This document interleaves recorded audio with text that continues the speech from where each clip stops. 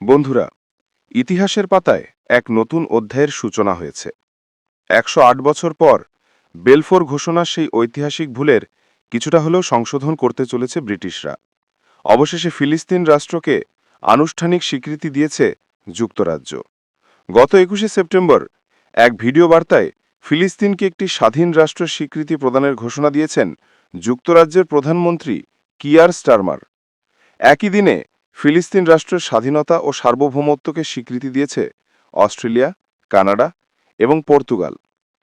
শুধু তাই নয়, ফ্রান্স সহ আরও কয়েকটি দেশ আগামী কয়েকদিনের মধ্যেই ফিলিস্তিনকে আনুষ্ঠানিকভাবে স্বীকৃতি দিতে পারে বলে অনুমান করা হচ্ছে। এই ঘটনা সত্যি অনেককে নতুন করে ভাবতে শেখাবে। এই যে একসঙ্গে এতগুলো পশ্চিমা দেশ ফিলিস্তিন রাষ্ট্রকে স্বীকৃতি জানালো, এই ঘোষণাকে ফিলিস্তিনের পররাষ্ট্রমন্ত্রী ভার্সেন আগাবেকিয়ান শাহিন হোল হার্টেডলি স্বাগত জানিয়েছেন।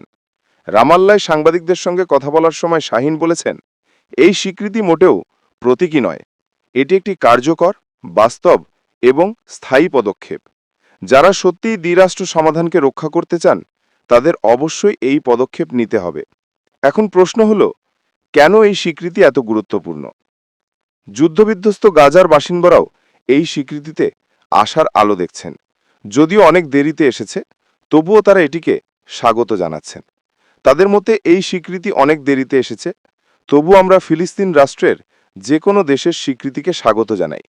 ১৯৪৮ সালে জাতিসংঘের একটি প্রস্তাবের মাধ্যমে যেভাবে ইসরায়েল রাষ্ট্র প্রতিষ্ঠিত হয়েছিল, ঠিক সেভাবেই বিশ্বের সকল দেশের ফিলিস্তিন রাষ্ট্রকে স্বীকৃতি দেওয়া উচিত।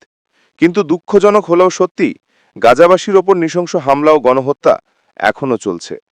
আমরা এক অভূতপূর্ব ঐতিহাসিক চ্যালেঞ্জের মুখোমুখি। গাজার একজন বাসিন্দা যেমনটি বলেছেন, আমি মনে করি অস্ট্রেলিয়া, কানাডা এবং ফ্রান্সের মতো দেশগুলো ফিলিস্তিনকে স্বীকৃতি দিলেও সেটি ইসরায়েলের ওপর কোনো গুরুতর চাপ সৃষ্টি করবে না। তবে আমি এও আশা করি কূটনৈতিকভাবে প্রভাবশালী দেশগুলোর এই স্বীকৃতি চাপ প্রয়োগের হাতিয়ার হিসেবে কাজ করবে, যাই যুদ্ধের অবসানের জন্য যথেষ্ট শক্তিশালী।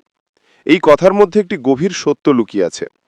তবে ফিলিস্তিনকে স্বীকৃতির এই সিদ্ধান্তের তীব্র সমালোচনা করেছে ইসরায়েলি সরকার, বন্দীদের পরিবার এবং কিছু রক্ষণশীল নেতা। ইসরায়েলের প্রধানমন্ত্রী বেঞ্জামিন নেতানিয়াহু স্পষ্ট ভাষায় বলেছেন, এমন পদক্ষেপ সন্ত্রাসবাদকে পুরস্কৃত করবে। এক ভিডিও বিবৃতিতে নেতানিয়াহু আরও কড়া ভাষায় বলেন, যে নেতারা ফিলিস্তিনকে রাষ্ট্র হিসেবে স্বীকৃতি দিয়েছেন তাদের প্রতি আমার স্পষ্ট বার্তা, আপনারা সন্ত্রাসবাদকে এক বিশাল পুরস্কারে পুরস্কৃত করেছেন।